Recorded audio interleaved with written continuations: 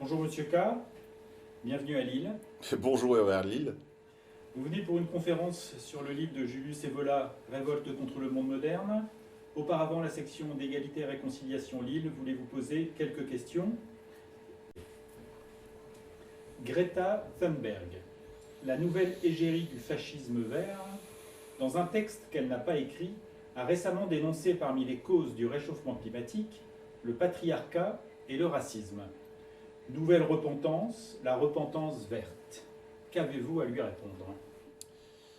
Alors, pour ceux qui veulent savoir qui est Greta Thunberg, ou plus exactement qui sont ces manipulateurs, je les encourage à aller voir les travaux de la chaîne YouTube qui désormais a été supprimée, mais je pense qu'en allant sur leur site, on doit pouvoir trouver ces contenus. En cherchant bien, on doit pouvoir trouver des miroirs de ce travail.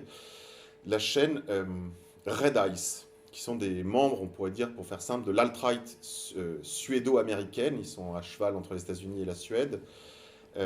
Ils ont fait un travail, comme ils connaissent bien l'environnement politique suédois, ils ont fait un travail d'exploration, d'enquête, pour savoir qui, en fait, était derrière l'entreprise Greta Thunberg.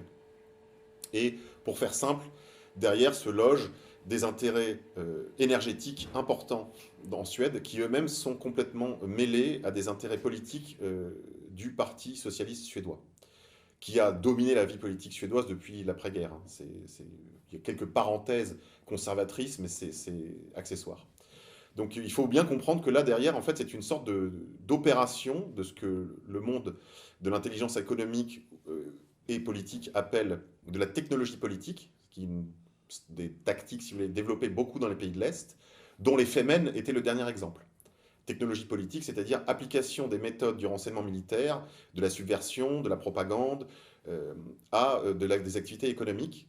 Et c'est ça, derrière, qu'il faut comprendre. Alors évidemment, les intérêts, cette façon de faire, si vous voulez, de changer d'échiquier, de faire valoir des intérêts occultes d'entreprises énergétiques suédoises a un effet secondaire beaucoup plus important sur l'opinion mondiale, sur la question environnementale. En plus, ça arrive en même temps que l'émergence de cette autre organisation de type Soros, qui est Extinction Rebellion. J'ai envie de dire rien de nouveau sous le soleil. Pour ceux qui veulent creuser un peu le sujet, je les renverrai aux travaux de Pascal Bernardin, L'Empire écologique, qui a été écrit au milieu des années 90, et depuis, ça n'a pas pris une ride, rien n'a changé. Qu'est-ce que j'ai envie de répondre à Greta Thunberg? Sur le fond, j'ai envie de lui dire, ma chérie, oui, tu répètes la vulgate sorosienne, n'est-ce pas? C'est-à-dire, en fait, la retraduction en langage vulgaire, en langage grand public, des thèses de l'école de Francfort, qui elles-mêmes ne sont que la reformulation du projet, comment pourrais-je appeler cela, de destruction d'Édom, de Rome, qui est un projet authentiquement talmudiste et kabbalistique.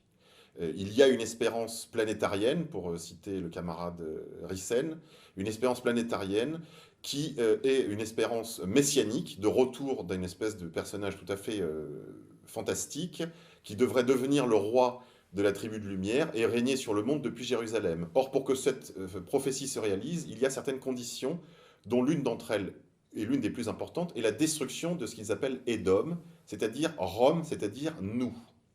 Comme le fait remarquer Monsieur Alexandre, je crois, le créateur d'une application de médecine, enfin de réservation de rendez-vous médicaux, qui s'est fait un peu connaître ces derniers mois là, dans la dissidence mainstream, comme il le fait remarquer, Greta Thunberg ne parle jamais des problèmes environnementaux que suscite la croissance, l'exponentielle croissance de la démographie, mais pas seulement, chinoise et indienne.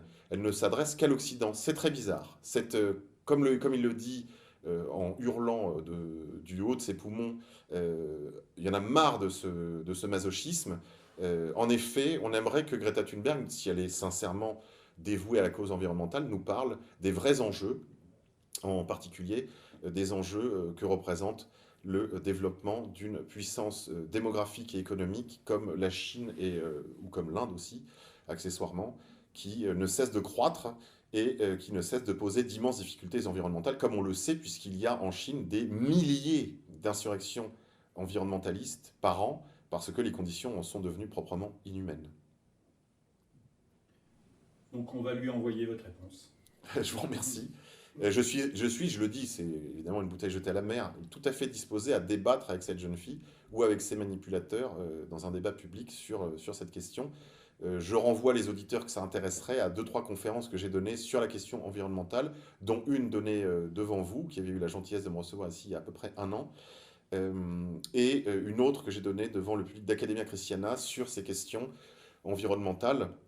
Et pour être tout à fait clair, oui à un combat écologiste, oui à un combat écologique, mais patrimonial, c'est-à-dire avec une logique de responsabilité, et qui est en fait une écologie antimondialiste, c'est-à-dire chacun, d'une certaine façon, et je ne parle pas que des individus, je parle des nations entendues comme des personnes, si vous voulez, dans le concert des nations, chaque nation se doit d'apporter son écho à l'entretien et à la promotion de l'environnement, et il n'y a pas besoin pour ça d'un gouvernement mondial. Chacun doit cultiver son jardin. Exactement, c'est le slogan américain ou anglo-américain, Not in my backyard, pas dans mon arrière-cour. Si chacun faisait ce combat, si vous voulez, d'entretien de l'environnement dans son propre jardin, dans son arrière-cour, que chaque commune, que chaque province se préoccupait de son propre environnement, comme, je dirais, dans une logique très patrimoniale, les problèmes environnementaux, évidemment, seraient beaucoup moins importants. Merci. Dans son livre Ce sang qui nous lie, Sylvain Durin explique que nous voyons depuis quelques années apparaître des symptômes inquiétants dans notre société.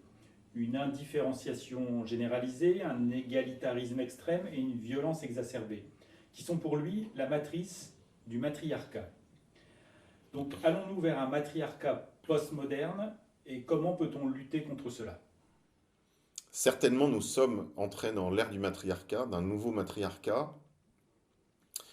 Une des 2 lectures qu'Evola faisait, qui ont vraiment compté beaucoup dans la formation de sa métaphysique, entre guillemets, de l'histoire, sont d'une part Otto Weininger, qui a été réédité par Contre-Culture, donc il est très facile pour nos auditeurs de se le procurer et de lire ce livre absolument fulgurant d'Otto Weininger, Sexe et caractère, qui est un des livres, c'est un mindfuck comme on dit. Et puis il y a un autre livre très important qui doit faire 1200 pages d'un auteur allemand, comme ils ont la spécialité d'en produire, c'est-à-dire un type qui a écrit un livre de 1200 pages qui s'appelle Das Mutterreich, du matriarcat, où il passe en revue toutes les occurrences du matriarcat depuis la préhistoire jusqu'à nos jours, disons. Et c'est un livre qui date de la fin du 19e siècle.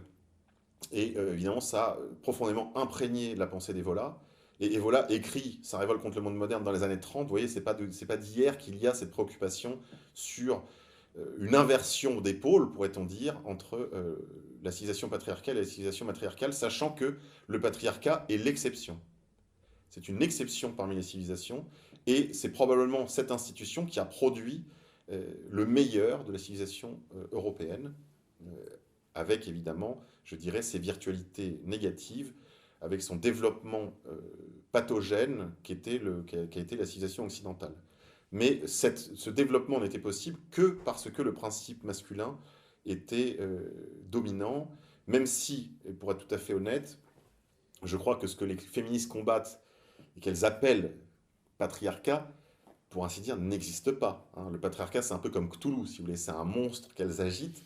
J'avais produit quelquefois quelques caricatures inspirées de l'univers de Lovecraft, où je mettais en scène des féministes parlant du patriarcat, et où je mettais Cthulhu avec une sorte de costard-cravate, si vous voulez, pour figurer ce monstre introuvable.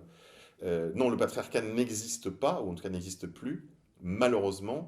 Elles combattent une chimère, et c'est en fait une théorie conspirationniste, là pour le coup, c'est-à-dire elle suppose qu'il y aurait une conspiration de tous les hommes, je ne sais pas s'ils se réunissent dans des caves, mettent des cagoules autour de dagues, s'ils prêtent des serments, mais en gros c'est ça l'idée, hein, c'est qu'on aurait conspiré la perte et l'écrasement des femmes, et évidemment c'est une thèse ridicule, ne serait-ce que par le nombre toujours croissante de ce qu'on appelle les chevaliers blancs, c'est-à-dire ces hommes qui se mettent à la remorque des femmes, espérant soit se faire bien voir, soit plus encore tirer un petit bénéfice charnel, je dirais, de cette compromission honteuse.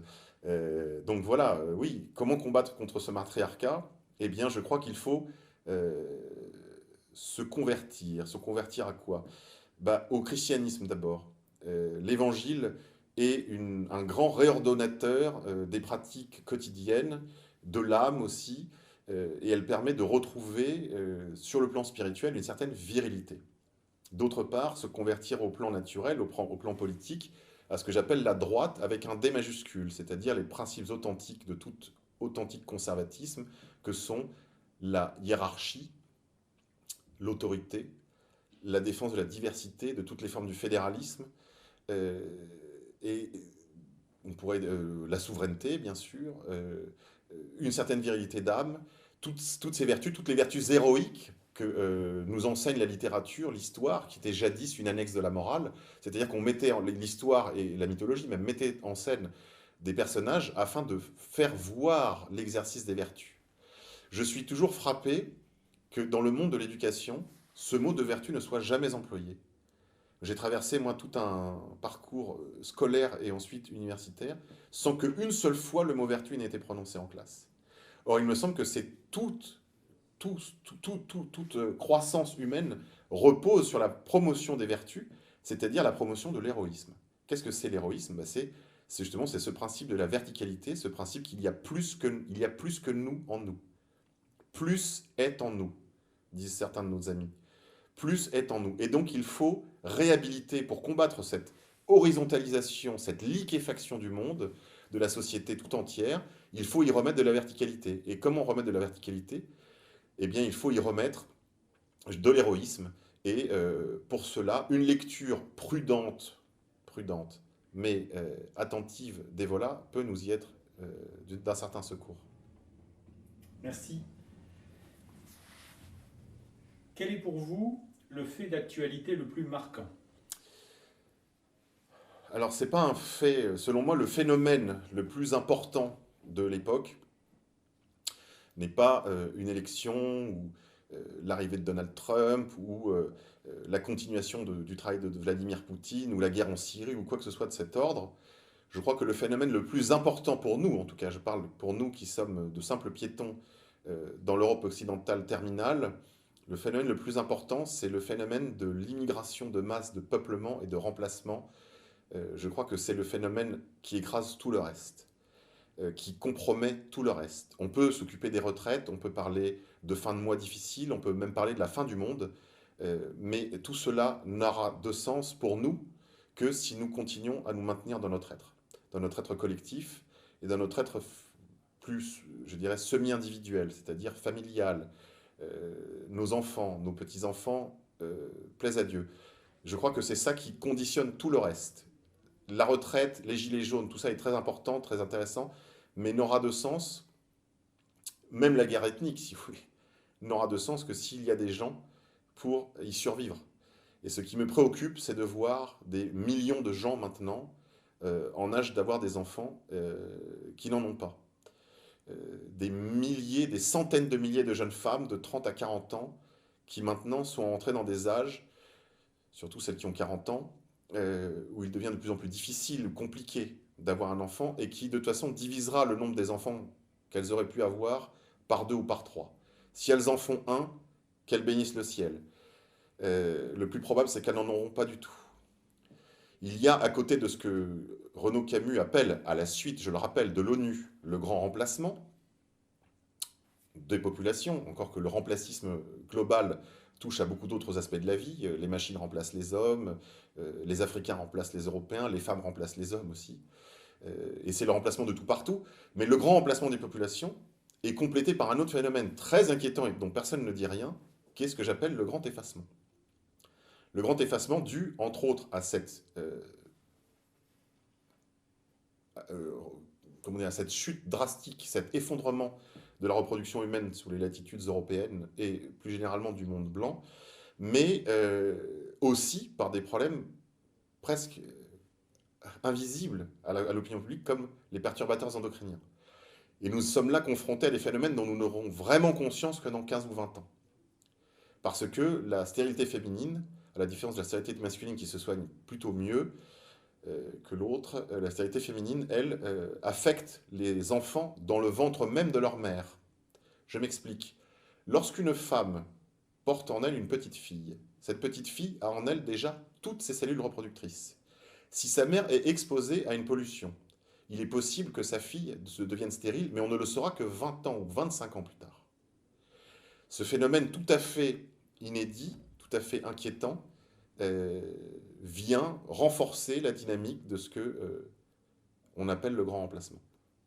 Je suis très préoccupé de voir que les 700 millions d'Européens d'aujourd'hui pourraient n'être plus que 400 millions dans une vingtaine ou une trentaine d'années, et probablement plus que 200 millions dans 50 ans. Que fait une Europe à 200 ou 250 millions d'Européens dans un monde un monde européen quasiment désertique, désert humain, face à une Afrique qui pèsera probablement 2 milliards d'humains? La dernière question, vous y avez en partie répondu. Comment voyez-vous l'avenir? Ah, il ne faut pas voir de mon pessimisme démographique, il ne faut pas tirer de conclusions trop hâtives. Je crois que l'avenir, en revanche, est plein de promesses. Il est plein de menaces, les orages s'accumulent, même commencent très largement à pleuvoir sur les populations. Je pense en particulier à la crise financière qui est dans les tuyaux et qui fera penser à 2008 avec nostalgie.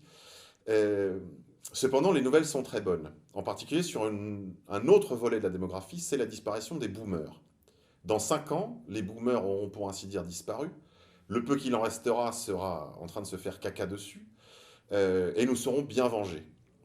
Et en particulier sur la question patrimoniale, la génération des trentenaires, quarantenaires, même cinquantenaires sera devant d'immenses opportunités patrimoniales qui nous permettront peut-être enfin d'acquérir une autonomie financière qui nous permettra peut-être de progresser à vitesse accrue sur le terrain politique. Et puis il y aura un changement des mentalités parce que si le Parti socialiste disparaît aujourd'hui, ce n'est pas parce que François Hollande a été un très mauvais président, encore qu'il a quand même, posé des records au point de ne même pas pouvoir se présenter. Mais c'est pas ça la raison foncière de la disparition du Parti socialiste ou du socialisme en général en Europe. Ce sont tout simplement des questions démographiques. Sa population, sa base démographique disparaît, emportée par la mort. Et c'est une excellente nouvelle. Il y a une autre chose qui se passe, même si là aussi ce sont des phénomènes de nature végétale, c'est un renouveau démographique de marge sociologique, comme les catholiques, les familles catholiques qui, elles, continuent pour certaines d'entre elles d'avoir de nombreux enfants, et parfois même recommencent à faire des familles nombreuses. Et ça, évidemment, c'est très intéressant parce qu'il y a un principe que m'avait enseigné Feu Émeric Choprade, qu'il appelait le calcul marginal. C'est-à-dire que si 10% de la population relève de ce que j'appellerais la France manif pour tous, fait 5, 6 enfants, et que dans 2 générations, cette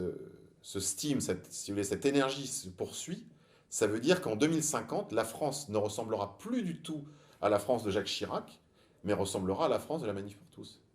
Et il y aura en fait, face à face, des musulmans qui auront conservé ou repris un certain dynamisme démographique, malgré le fait qu'ils soient entrés comment on appelle ça, en conversion démographique, non, en transition démographique, pardon. Mais il y aura en gros eux et nous. Et c'est pour ça que le programme d'Alain Soral, même si je n'ai jamais été très enthousiaste à l'idée de la réconciliation avec les masses immigrées, mais je crois que ce contrat est le seul contrat raisonnable. C'est-à-dire, d'abord, on ne fait la paix qu'avec ses ennemis, et cette main tendue est le seul programme politique sérieux si on ne veut pas entrer dans des conflits triangulés, si on ne veut pas rentrer dans une guerre horizontale que l'élite, évidemment, dont l'élite pourrait user pour reprendre la main d'une certaine façon. Donc, mais c'est très encourageant parce que si la France, même si elle est un désert humain, comme je le disais précédemment, mais qu'elle n'est plus peuplée que de 25 ou 30 millions de Français manif pour tous, j'ai envie de dire, banco, on y va. Moi, j'ai eu la chance de vivre à Senlis où la gauche faisait 10% des voix. Je n'ai jamais été aussi heureux. Le climat, l'air culturel, si vous voulez, dans une ville comme Senlis, était extraordinaire. Si la France se remet, si vous voulez, à ressembler à un meeting de Philippe de Villiers, je signe tout de suite. Chasse, pêche, nature et biture, si vous voulez. On va être débarrassé des gauchistes chevelus, des théâtreux, des punks à chiens de Rennes, de toute la racaille trotskiste. Mais enfin, c'est c'est ça qui se prépare. Euh, D'abord parce qu'eux ne font pas d'enfants, ou alors ils en font un, et il y a de fortes chances que, voyant le modèle parental, ils aient plutôt envie de nous ressembler à nous qu'à eux.